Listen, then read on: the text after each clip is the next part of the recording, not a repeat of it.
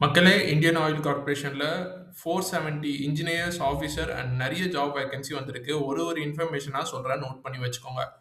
Total number of post பார்த்தீங்கன்னா, 470 post சொல்லியிருக்காங்க. 5 executive post சொல்லியிருக்காங்க. பேசிக் சேலரி அதாவது இது வந்து டோட்டல் சேலரி கிடையாது. உங்க சிடிசி கிடையாது. வெறும் பேசிக் சேலரி மட்டுமே ரூ. 30,000லேருந்து ரூ. 70,000 வரைக்கும் குடுக்குறாங்க. அண்ட் ஃபீஸ் பார்த்தீங்கன்னா, நீங்க அப்ளிகேஷன் ஃபீஸ் பார்த்தீங்கன்னா, ரூ. 1000 பே பண்ண சொல்றாங்க. பட் மத்தபடி கிடைச்சதுன்னா சரியான ஆஃபர்ங்க. அப்ளிகேஷன் ஸ்டார்ட்டிங் டேட் பார்த்தீங்கன்னா, 14த் ஆகஸ்ட் 2026லேருந்து ஸ்டார்ட் பண்ணிட்டாங்க. And last date to apply என்னைக்குன்னு சொல்லி பார்த்தீங்கன்னா, 3 செப்டம்பர் 2026. கம்ப்யூட்டர் பேஸ்டு டெஸ்ட் பார்த்தீங்கன்னா, 24th செப்டம்பர் 2026 இருக்கும்னு சொல்லியிருக்காங்க. இதுல இன்னும் நெறைய இன்ஃபர்மேஷன் நம்ம பார்க்கலாம். இது வந்து நார்மலான இன்ஃபர்மேஷன். நான் ஏற்கனவே சொன்ன மாரி டோட்டல் வேக்கன்சி பார்த்தீங்கன்னா, 470 வேக்கன்சி குடுத்துருக்காங்க. கிராஜுவேட் இன்ஜினியர் முடிச்சவங்கள எடுக்குறாங்க. மார்க்கெட்டிங் எடுக்குறாங்க. லா ஆஃபீசர் எடுக்குறாங்க. And diploma in engineer, quality control officer எடுக்குறாங்க. இதுல அப்ளிகேஷன் மோடு பார்த்தீங்கன்னா, வியா வெப்சைட் மூலியமா மட்டும் தான் அப்ளை பண்ண முடியும். நீங்க பேசாம டைரக்ட்டா போயிட்டு யாரோ ஒருத்தவங்க சொல்றாங்கன்னு சொல்லி ஃபார்ம் ஃபில் பண்ணி அப்ளை பண்ணாதீங்க. ரெக்ரூட்மெண்ட் மோடு பார்த்தீங்கன்னா, computer based test followed by group discussion, group task and personal interview இருக்கும் அப்படின்னு சொல்லியிருக்காங்க. இதெல்லாம் ஆன்லைன் அப்ளிகேஷன் டேட்டு நான் ஏற்கனவே சொன்ன மாதிரி இம்பார்ட்டன்டான டேட் இதுதான். இதுல application starting date 14th August and 3 September வரைக்கும் நீங்க அப்ளை பண்ணலாம். அட்மிட் கார்டு வந்து 15th செப்டம்பர் விட்டுருவாங்க. கம்ப்யூட்டர் பேஸ்டு டெஸ்ட் வந்து 24th செப்டம்பர். இதுல கிரேட் வைஸ் பார்த்தீங்கன்னா, கிரேட் ஏல 411 வேக்கன்சி எடுக்குறாங்க. கிரேட் A0ல 9 வேக்கன்சி எடுக்குறாங்க. டோட்டல் வேக்கன்சி பார்த்தீங்கன்னா, 470 வேக்கன்சி. இதுல நெறைய டிசிப்ளின்ல எடுக்குறாங்க. Civil, chemical, electrical, electronics and communication, mechanical, instrumental, computer based, law, marketing எடுக்குறாங்க. இதுல வந்துட்டு கிரேட் A0ல வந்து 9 வேக்கன்சி அனௌன்ஸ் பண்ணிருக்காங்க. Which is your quality control. இது வந்து கிரேட் E0 50 வேக்கன்சி எடுக்குறாங்க. டிப்ளமோ இன் இன்ஜினியரிங் கிரேட்ஸ் எடுக்குறாங்க. Electrical, mechanical and safety engineers hire பண்றாங்க. கிரேட் இன்ஜினியர் அதாவது ஃபுல் டைம் பிஇ நீங்க முடிச்சிருக்கீங்க அப்படின்னு சொன்னா, இந்த ஜாப்க்கு நீங்க அப்ளை பண்ணலாம். பிஇ, பிடெக் முடிச்சவங்க நெறைய பேர் வந்து அ அ நெறைய பேர் வந்து பிரைவேட் கம்பெனியும் ட்ரை பண்ணிட்டு இருக்காங்க. கவர்ன்மென்ட் கம்பெனியும் ட்ரை பண்ணிட்டு இருக்காங்க. பிரைவேட் கம்பெனியோட கவர்ன்மென்ட் கம்பெனில ஒரு நல்ல விஷயம் என்னன்னு சொல்லி பார்த்தீங்கன்னா, உங்களுக்கு லாங் டெர்ம்ல ஜாப் வந்து சஸ்டெயின் ஆகுறதுக்கான வாய்ப்பு அதிகமா இருக்கு. அண்ட் ஏற்கனவே சொன்ன மாதிரி graduate engineer, officer and law officer அப்படின்னு சொல்லியிருக்காங்க. இதுல இன்னும் இன் டெப்த்தா நம்ம பார்க்கலாம். இதெல்லாம் ஏஜ் கிரைட்டீரியாஸ் குடுத்துருக்காங்க. நோட் பண்ணி வச்சுக்கோங்க. நீங்க கிராஜுவேட் இன்ஜினியர் அப்படின்னு சொன்னா கிராஜுவேட் இன்ஜினியருக்கு என்ன அப்படின்னு சொல்லி குடுத்துருக்காங்க. Officer, law officer and assistant quality control officer அப்படின்னு சொல்லி குடுத்துருக்காங்க. இதுல இன்னும் நெறைய விஷயம் நம்ம பார்க்க போறோம். என்னென்ன விஷயம்னு சொல்லி பார்த்தீங்கன்னா, பே ஸ்கேல் எப்படி இருக்கும்னு சொல்லி பார்க்கலாம். பே ஸ்கேல் சொல்லி பார்த்தீங்கன்னா, ஐஓசிஎல்ல கிராஜுவேட் இன்ஜினியர் சொன்னா, கிட்டத்தட்ட உங்களோட வருஷம் சிடிசி பார்த்தீங்கன்னா, 18.4 லேக் குடுத்துருக்காங்க. சேலரி மாசம் சேலரி பார்த்தீங்கன்னா, ரூ. 50,000லேருந்து ரூ. 1,60,000 வரைக்கும் வரும். அசிஸ்டன்ட் குவாலிட்டி கண்ட்ரோல் ஆஃபீசர் சொன்னா, உங்களோட சிடிசி பார்த்தீங்கன்னா, 14.8 லேக் குடுத்துருக்காங்க. ரூ. 40,000லேருந்து ரூ. 1,40,000 வரைக்கும் இருக்கும்.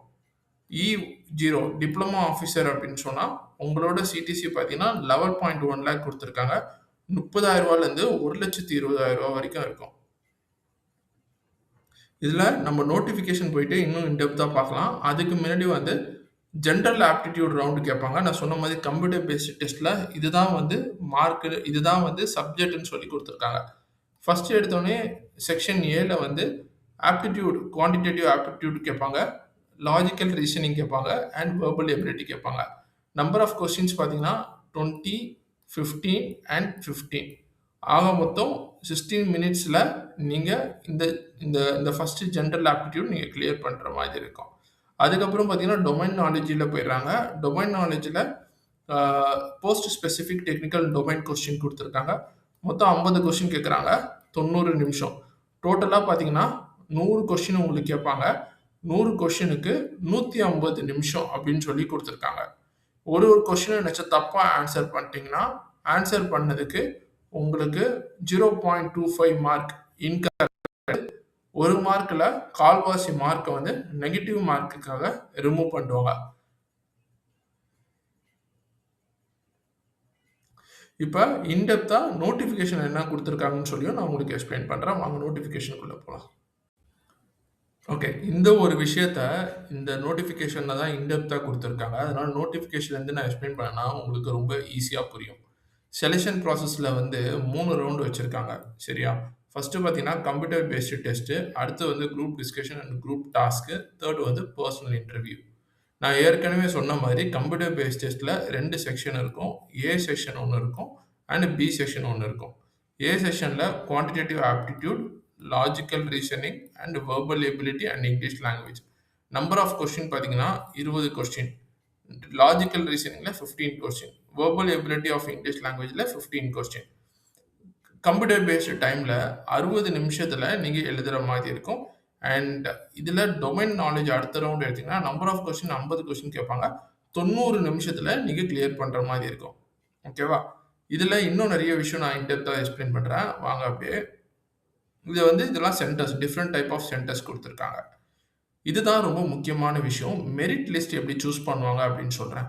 இப்ப கம்ப்யூட்டர் பேஸ்டு டெஸ்ட்ட வச்சு 85% ஆஃப் வெயிட்டேஜ் குடுத்துடுறாங்க. சரியா?